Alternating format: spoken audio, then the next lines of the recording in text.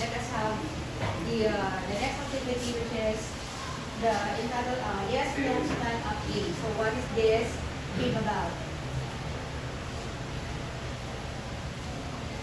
So in this game, the teacher will give some questions that are answerable by yes or no. If your answer is yes, you are going to stand up. But if your answer is no, it means sit down or remain seated. Okay? So let's begin with the first one. Let us try to really understand that instruction. Okay. Question number 1. But before that, so the yes or no questions are one of the question type which is close-ended, and we have also open-ended. So when we say what is the difference between close-ended and open-ended? So when we say close-ended, an example, if you think we should hire you, what would be the answer? That would be yes or no. So therefore, if a certain question is answerable by yes or no, that kind of question we're pertaining to is the close-ended. While when you have open-ended, an example is, why should we hire you? You have to expound your answer. You have to explain for your answer so that we could know your perception about the question. Did you get my point? Yes. So that is the difference between close-ended and open-ended. So let's begin with example number 1. Or activity number 1. So we have, we love your practical research one teacher. Very good. So that is a practice. So let's begin with the second question. Okay. So the second question is, do you love practical research one? It's okay. Think with yourself. Okay. So some of you love practical research one, and some of you are not. Okay, sit down. No more question will be asked because the question is only for yes or no answers. Okay, next. What about number 3? Do you find it exciting when you are asked to differentiate sample from population? Yes or no? Okay. So if you will be asked later on, what is the difference between sample and population, you are excited to answer the question. So majority answered no. Okay, next. Let us have number 4. Figure 1. Take a look at figure 1 and figure 2. Observe. Okay, here's the question.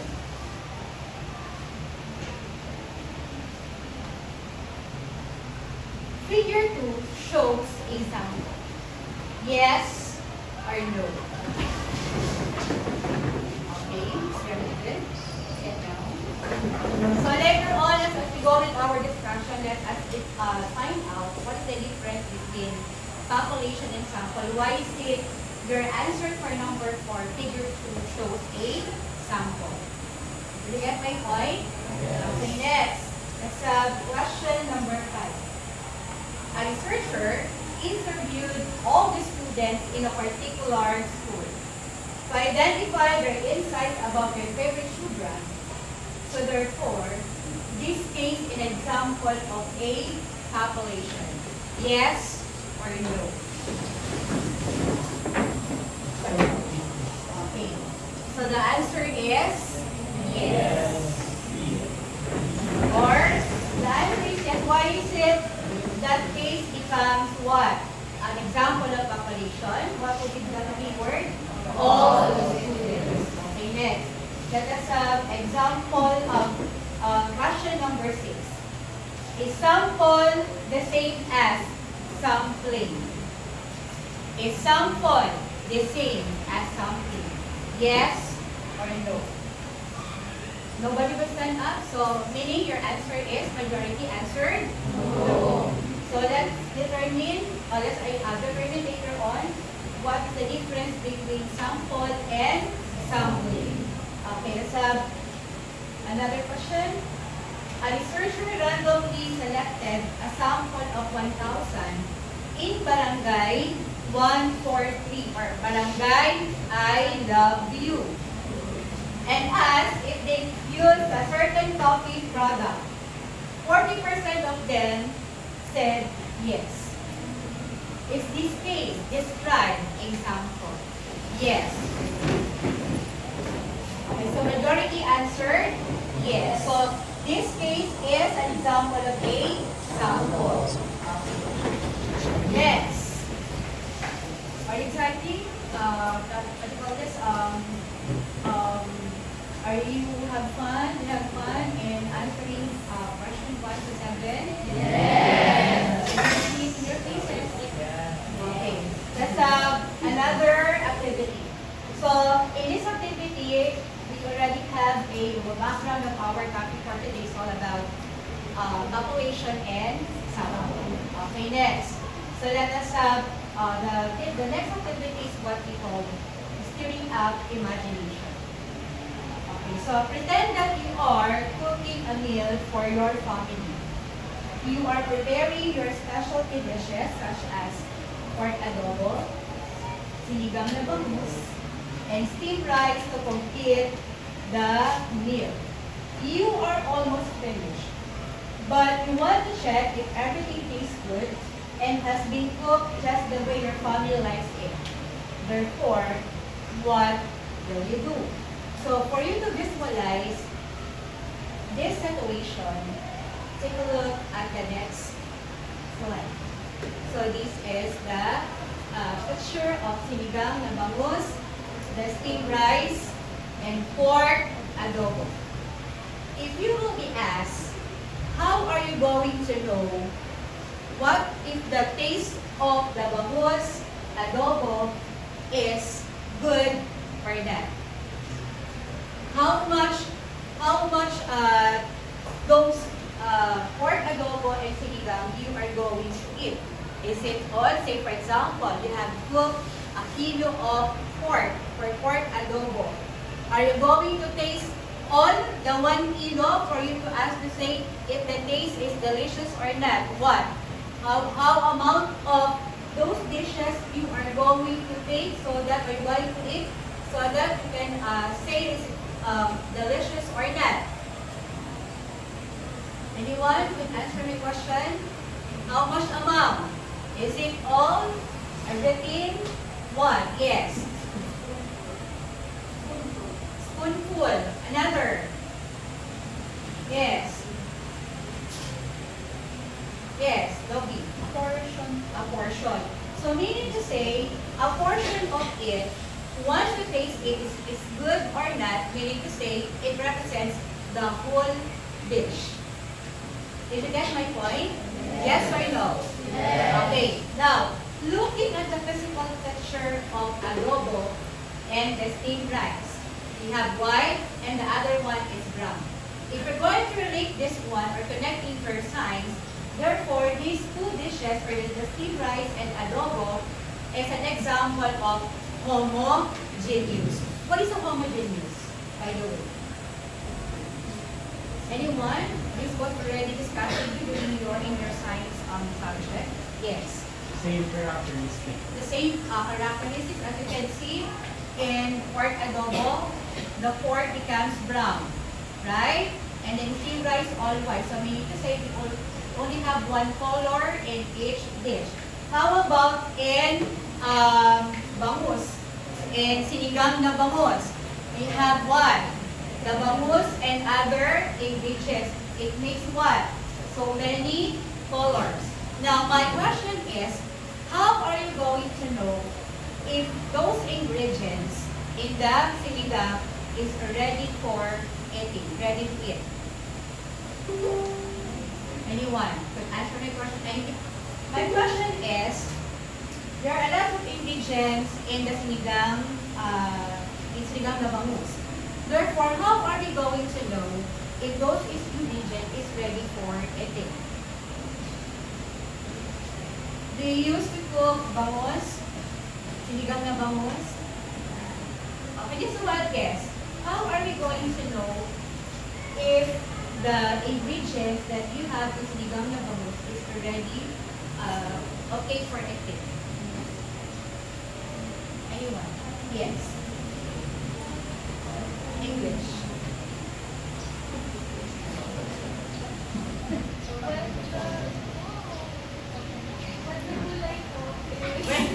When the vegetable, like, like what? Kangkong.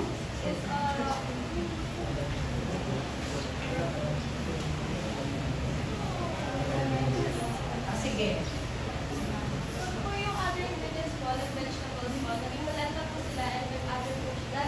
Nag-iba na po yung picture nila. Okay, so that's your perception. What about the other? If the original color of the ingredients, say for example, it's green, and once you have cooked it, the color becomes different. That's the time she thinks that it's already cooked or ready for eating. How about the others? How about the others? That is correct. Yes. I will know that it's already okay for eating if the milk fish is already soft enough. Okay, so the message is already. So what about the other ingredients? Correct, very good. How about the other ingredients?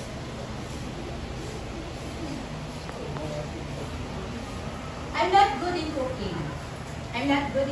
But I am good in teaching. I know that. But one of the things that I've done when I'm cooking sinigang na pork or sinigang na bangus, I used to touch the ingredients, say for example, the kangkong, the okra, the radish, and everything, using a fork. If it's soft already, it means that everything is ready cooked and ready for eating. Did you get my point? Yes. Now, the question that I asked, the first question, the second question, how are you going to relate it in our subject, which is research? How are those questions related to research? Anyone? How are my question, which is my first question is how much of the pork and the sinigang na bangus you are going to take so that you can know if it's ready for eating or it's ready cooked. And then on the second question is I asked you about the which is the homogeneous and heterogeneous, and how are you going to know if those ingredients in the sinigang is already cooked and ready for eating? How is this question 1 and 2 related to our topic, which is our subject, which is the research? Yes, no. The whole dish, you can relate it to the population. And then when you get a portion of a dish, you can get a sample from the population. And from the homogeneous and heterogeneous, when getting the same, to get a sample, you need to have the same characteristics. To get a sample, you have to get the same characteristics. Okay. Another, aside from that, relating the answer of getting the answer from Robbie is all about collecting research. It's all about the population and sample. How about in our previous topic? How are you going to relate this one into research? We know that in cooking there are step-by-step methods. Am I correct? Which is when you are conducting your creating your chapters 1 and 3, you have followed some procedures. So therefore, cooking relating to research is that there are 2 connections. One, using the step-by-step method for you to arrive in your study and for us to arrive with a good or delicious food. Am I correct? Yes or no? And next, now relating to population and sample, if you have remember, I have discussed with you that sample is enough for us to answer our study. You don't need the whole thing, the whole population, just to answer your study. What we need is the sample. Did you get my point? My question is, how are we going to determine the appropriate sample size given the population? These questions or this thing that we're going to determine the sample size, this already discussed with you in your statistics and probability. My question is, what is the formula you are going to use so that we could determine the appropriate sample size from the given population? Anyone? So this is going to be our objective for today. So we have describe a sample and know the process of sampling, differentiate the various methods of sampling, identify appropriate sampling method, and sample for chosen research topic. The question is, going back to my questions, how are we going to determine the sample size given the population? By using slowing. By using a slowing formula. What is a slowing formula? Actually, class, when you say slowing formula, actually this is going to be used in quantitative research. We know that practical research or quantitative research needs what? Numerical values.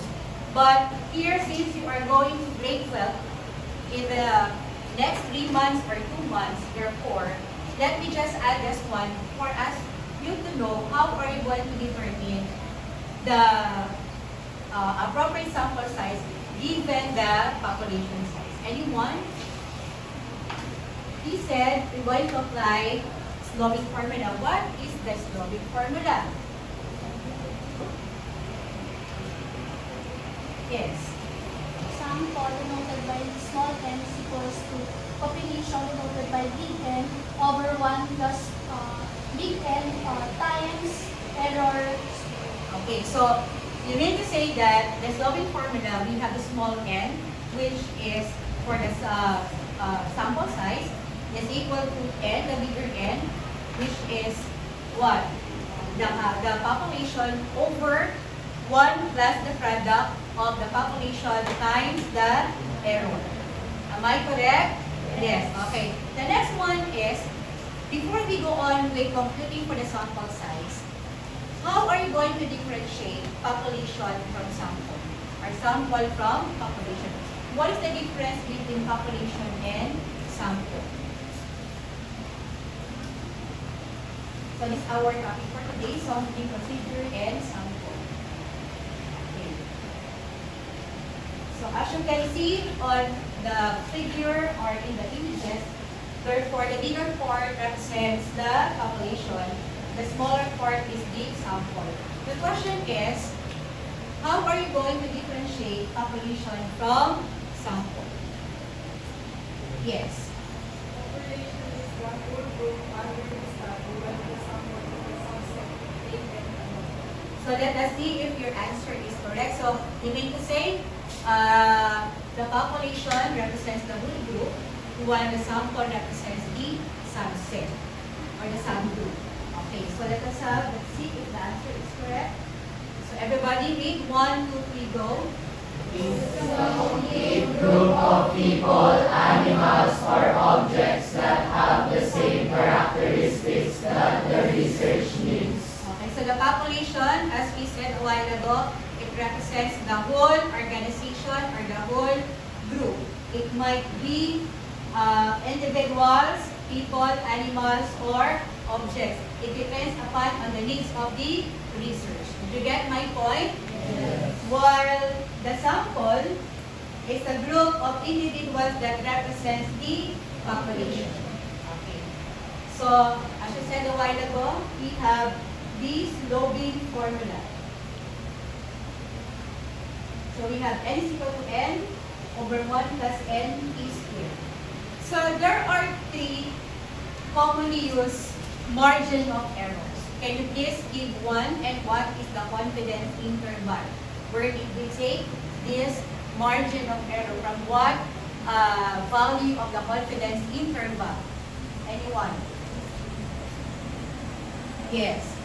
Confidence level 90 is equivalent to 0.0. So the 10% or 0.10 is the margin of error. So 90 and 10% is the margin of error, 0.10. Another. Yes. But when you have about 95%, there's a difference of 0.05. Okay, the margin of error is 0.05. Okay, next. Another one. Another one.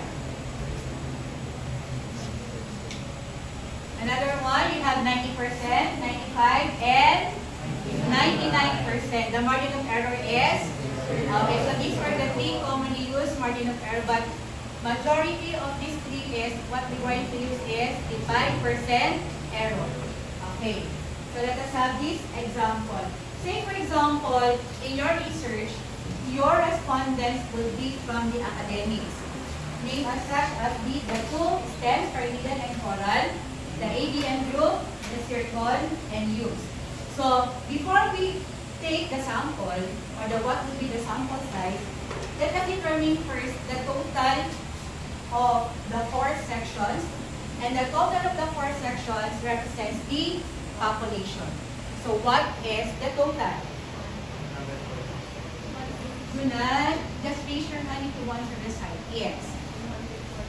Let us see if the answer is correct. 147. So what will be the next step? So the solution would be writing 1. The first step is writing 1. The formula. The next step would be substituting all the given in the formula. So we have 147 over or divided by 1 plus the product of 147, that is 10, multiplied by the margin of error, which is 0.05, is here. So all you need to do is, you get first the value of the denominator.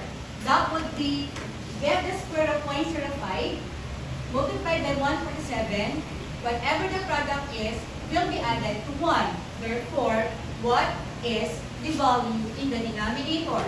Anyone who can answer my question? Alright.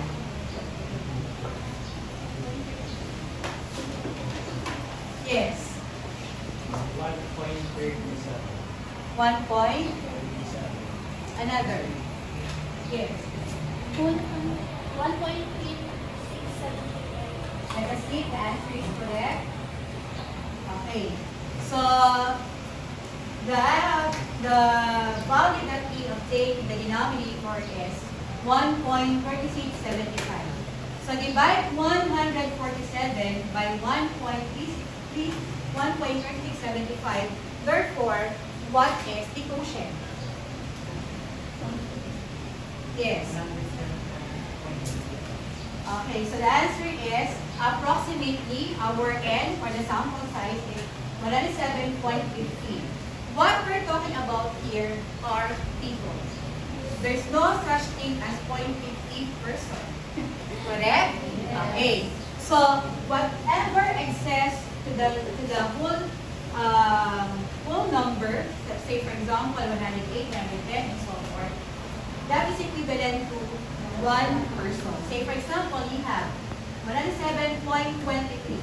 0.23 represents 1 person. Therefore, you always round it up to 1. So we have now 107 plus 1, that is equivalent to, so therefore, from the population 147, therefore, the number of participants needed in the study is approximately 108. Did you get my point?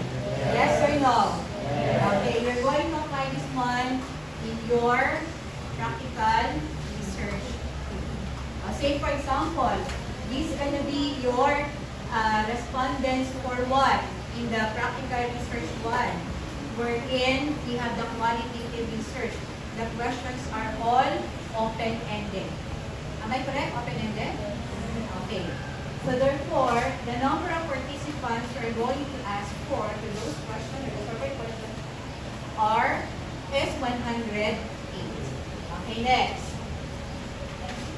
Now, the question is, one of the questions asked a while ago is that, is a sample is the same as something? Majority of you, or everybody of you answered no. What do you think is a sample? Do you know what the sample is? Just a wild guess. Yes, Toby? It's the reason why it is the group that represents the population. Okay, another answer. Another answer. What do you think is a sampling? Oh, something. What is a sampling? Yes. The method to Very good. The method or what is a sampling? It is a process of selecting respondents or people to answer a question that needs to answer in your study. Did you get my point? Sample are people, the part of the population. The process of selecting your sample is through sampling. Did you get my point? Okay, next. Now, so there are numerous ways of getting the sample, but what are the most commonly used sampling methods? Actually, there are two most commonly used sampling methods. Yes, Chloe, what do you think would be the two possible sampling methods? Yes. Purposive.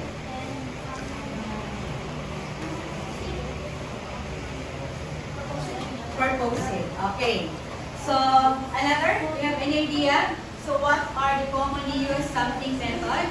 Okay. Actually, there are two commonly used sampling methods. The first one is what we call the probability sampling method. So, from the word itself, probability, it means that you need what? Numbers, numerical values. The other one is what we call the non-probability sampling method. Meaning to say, you don't need the exact sample size. What you need, a sample that would use or to answer your what? Your survey question for us to have what? Analyze them and then what we call you should arrive a conclusion or recommendation in your study. So therefore, what is this probability sampling method? So, can you please read? Yes? analyzing the fact that every element of the population has an equal chance of being included. Okay. By the way, classes, I mentioned that there are two possible. There are two sampling methods, namely probability and non-probability. Our focus is non-probability since we are in the practical research work. Did you get my point? Okay. So therefore, the use of probability sampling method is that you are not biased in selecting your what? Your respondents or participants. This is because it says here that it relies the fact that every element of the population has an equal chances of being included in a sample. So how are you going to choose your sample in this method? We have the simple random sample. We have systematic sample. We have stratified. And we have cluster. Okay. We are not going to focus here, but since this is discussed already in your statistical probability, let us just get one of the four types of probability sampling, which is, I think, systematic. How is systematic being done or being applied in or used in selecting the participant or the sample or the respondents in your study? How is a systematic sample is being conducted according to your teacher in statistics and probability? Yes, Lobby. There's an interval in every. Before using an interval, what are you going to do first? First, get the population. Get the population and then apply Slowing formula. You already have your appropriate sample size. From there, you're going to select using systematic. When you are using systematic, that is correct, you're going to use interval. But see to it that all the names of the participants, separating the male and female, their names should be what? Arranged in alphabetical order. Say for example, can you give one of the sample and say interval? What is an interval?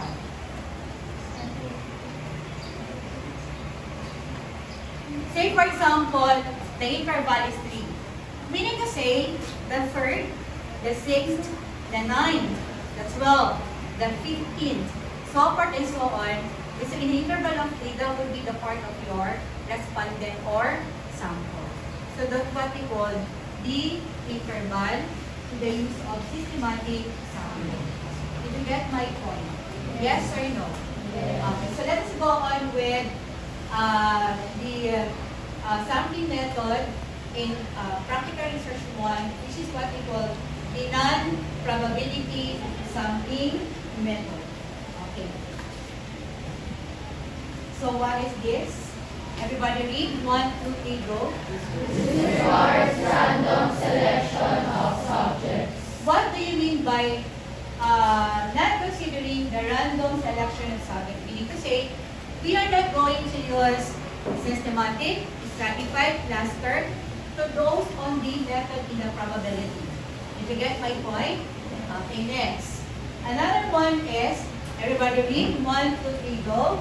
Subjects are chosen based on their availability or the purpose of the study, and in some cases, on the sole discretion of the researcher. So meaning to say, when we say non-probability sampling method, it is the discretion of the researcher.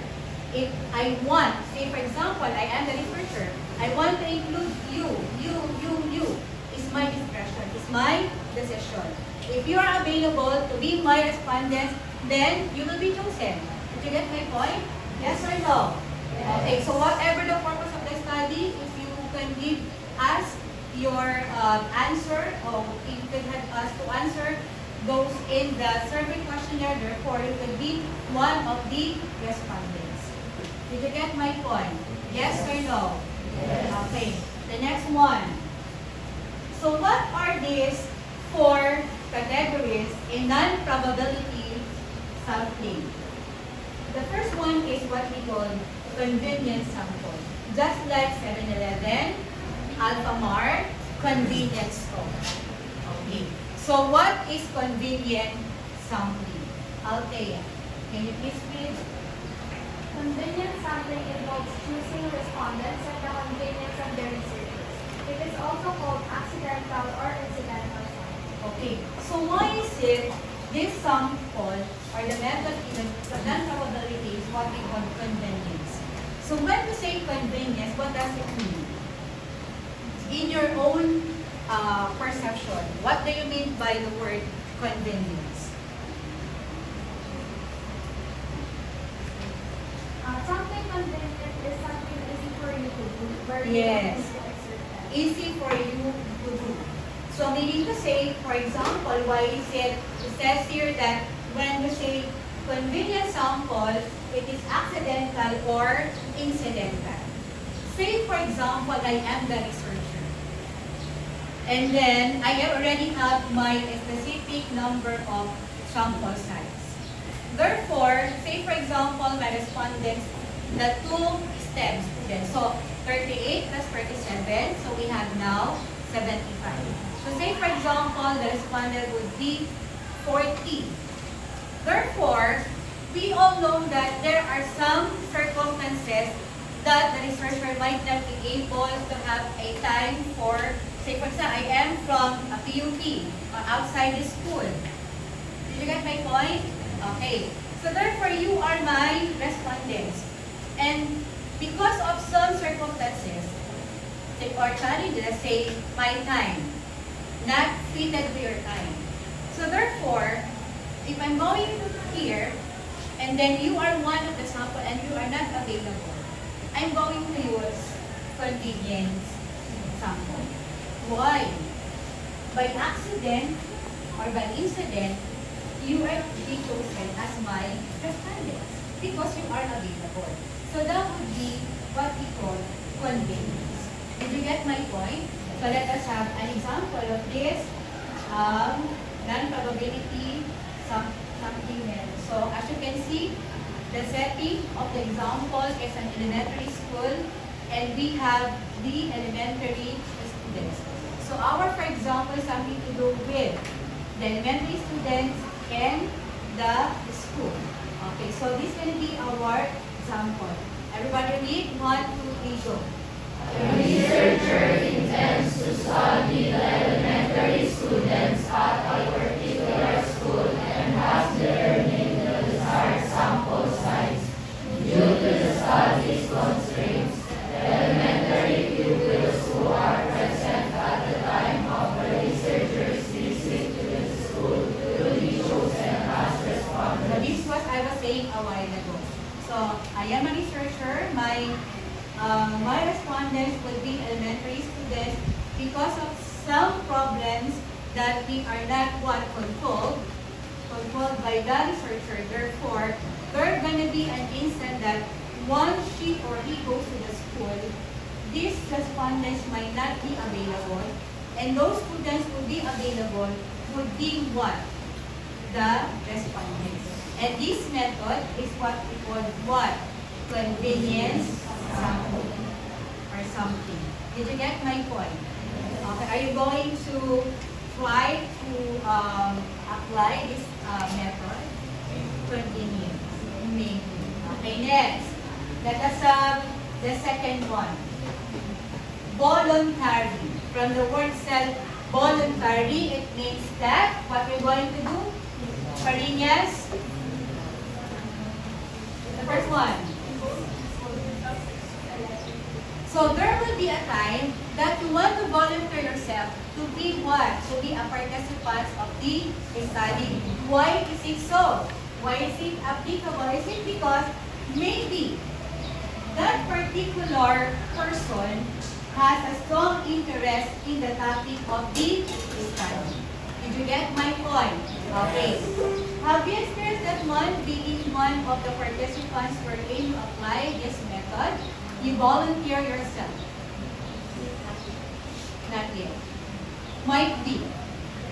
Okay. So, what is the example? Okay. The setting would be panghalan ng, tawag ng panghalan. Where can you watch it? Showtime. Okay. Say, for example, this is the grand finals. Grand finals. Okay. So, these are the chosen one. Mga pinakamagagaling na mga singers from the magagaling na contestant from this tawag ng tanghalan. So one of these scores that will be obtained is coming from the decision of the viewers. You are going to vote for one of the contestants. Am I correct? Okay. So that's on the right side. So you have now how are going to score, how the score that the grand finals will be get, plus the score that will be given, will get from the viewers or the audience. Okay.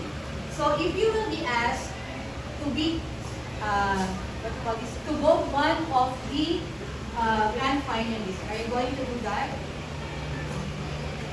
Are you going to do that? No, not all of you will going to do it. Right. Tama po ba?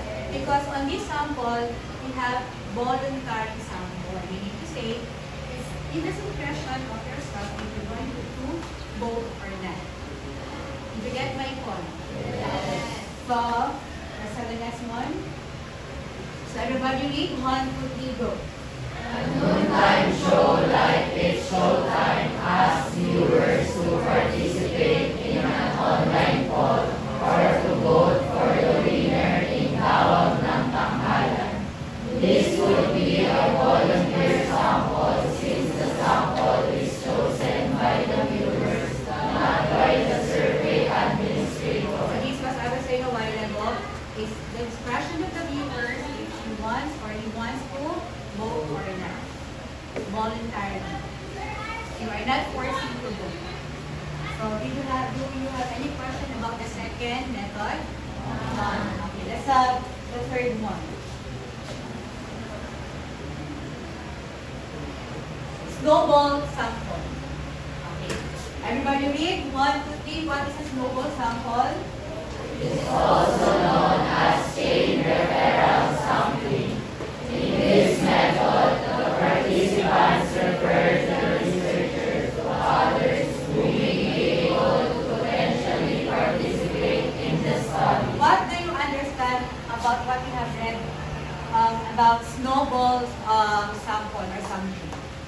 one. What do you understand about the definition of how it's being conducted? Now we're going to apply snowball in your research in choosing your participants. Anyone? Anyone? It says here it is a chain referral something. From one person to another with the information. Correct? So the participant refers the researcher to others who may be able to potentially participate in the study. So chain reaction. So you meaning to say, once you refer somebody, it should what? This somebody would have a thing to be what? To contribute to. Did you get my point? Okay. So let us have an example of this one. Okay, as you can see, on the example, we have the rare diseases. Can you please name one of the rare diseases that we have known? Anyone? Anyone, people? Can you please give me an example of rare diseases? Rare diseases means diseases are not common. Common are fever, colds, cough, and the like. But what are these rare diseases? Can you please give one? Yes. Kidney cancer. What else? Yes. HIV. What else? Lung cancer. What else? Yes. Ano? Huh? Bone cancer? Yes. Tumor. What else? What else? Stand up. Polio. What else? Yes. Parkinson's disease. What else? How about Chris Aquino? Suffering from what disease? Chris Aquino. Suffering from what disease? It's something about the immune system. Okay. Another term for that. Autoimmune is lupus. Lupus. Ayan. So why is it rare? Is it because when you say rare, it's something to do with what? Might be a into genetics or hereditary. Okay. So as you can see, before these things have been posted on the internet, it means to say that there's somebody conducted a research about rare diseases. Did you get my point? Okay. It says here that there are 7,000 rare diseases. Okay. Now, and then, more than,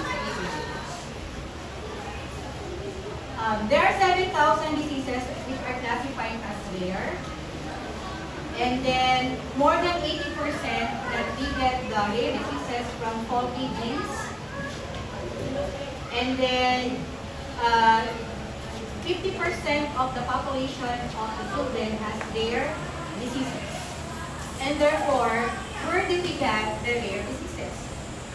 What would be the root cause? It says here, infection, injury, environment, toxicity, genetics, temperature. So therefore, how are these researchers conducted this research and therefore come up with this kind of what? Results.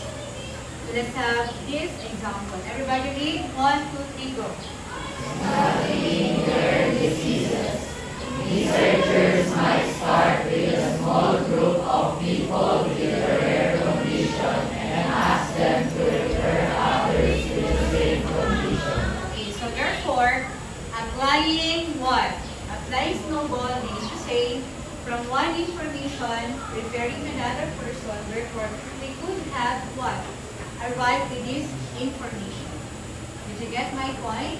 So, if you, say for example, already have your 3 eyes, and then you will be going to select which one are you going to use. It's either quantity or qualitative research. If you're going to use qualitative research, you may use snowball method. you get my point? Okay, so let us have the last one. This is what we call the proposing sample. Okay. Can you please read what is a proposing sample? Yes? Also known as the Judgmental or expert sample. Researchers intentionally select participants were it based on their knowledge and expertise, or because they possess specific characteristics relevant to the research question. Okay, so I already discussed with you before what is proposing sample is. Am I correct? So meaning to say, in addition to the information that I have shared with you, therefore, proposing sample is what we call judgmental. And then for expert sample. So meaning to say, you are going only to choose those people that would help to your study, that could answer your study wherein, say for example, you have prepared 5 research questions. So therefore, you are going to choose, say for example, you choose being a judgmental person for a proposing something. Say for example, you choose Althea because you know Althea can answer those 5 research questions without any hesitations and with sense in the answer, meaning to say, the method that you have or the action that you have done is that you are being judgmental. Is it because you applied for pursuit or something? So therefore, it means to say that when you are applying this one, it means that we have to choose those participants or respondents which are very knowledgeable, we are very expertise, or they have specific characteristics that could be relevant to your research question. Did you get my point? Okay, so let us have an example of this. Okay, so the setting would be in the school. The teacher is there with the student. On the right side, we have the teacher discussing while the students are looking at the at the laptop.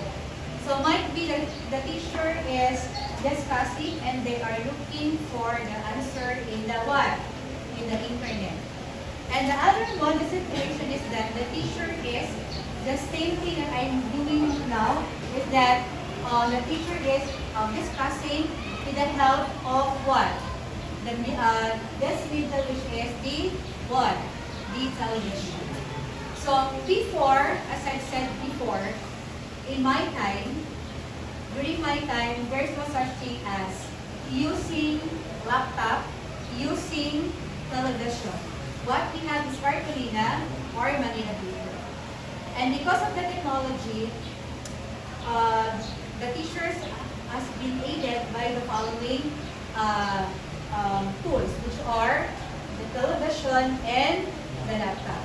The question is, if you're going to conduct a research, how are these tools helpful to the students and to the teachers? Did you get my point? Okay. So therefore, let us have that example. Everybody read 1, 2, 3, go. Educational research. A researcher studying the effectiveness of a new teaching method might purposely select teachers and students who have used the method to gather detailed feedback. Okay, so therefore, if you want to know how effective using laptops and using TV in the learning process, therefore, we are going to choose what? The best of the best. So, say for example, and we all know that majority of those students who are really, we could say that matatalino, magagaling, we all know that we have here on the academic, especially in STEM. Right? Okay, so we rely on you. So therefore, the effectivity of this tool with the great help of your responses, the teachers and the students, we will know what would be if the tools would be effective in the learning process. So we need to say in this method, if we're going to have the usage of this tool, how effective is it, we're going to choose the best of the best teacher and best of the best students to determine or to identify its effectiveness. Naintindihan po ba? Question. Okay, then again, what are the four non-probability sampling method? First one. Everybody? Number two. Number three. Number four. Purposive. Okay. So, on our next activity is that you are going to read the following scenarios and then you are going to identify what type of sampling method is being used. So, given the scenario, you're going to identify if we applied here in this situation is convenience, purposive, snowball, or voluntary. Okay, next. And another one. So, since you're already in group, your group activity would be, so you already divided yourself into 7 groups.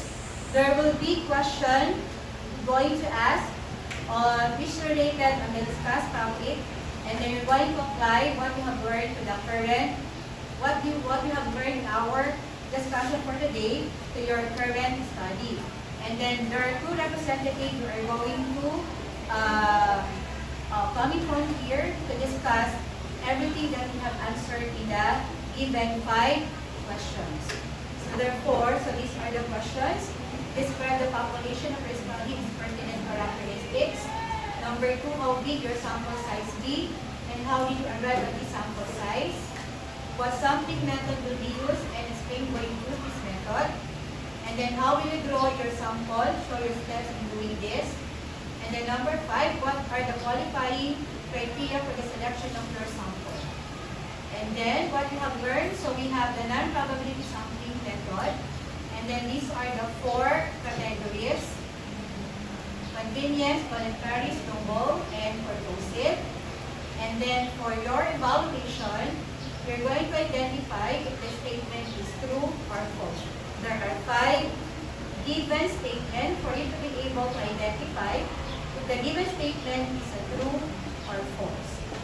And then for your assignment, what would happen if the different step in sampling method would not be followed correctly?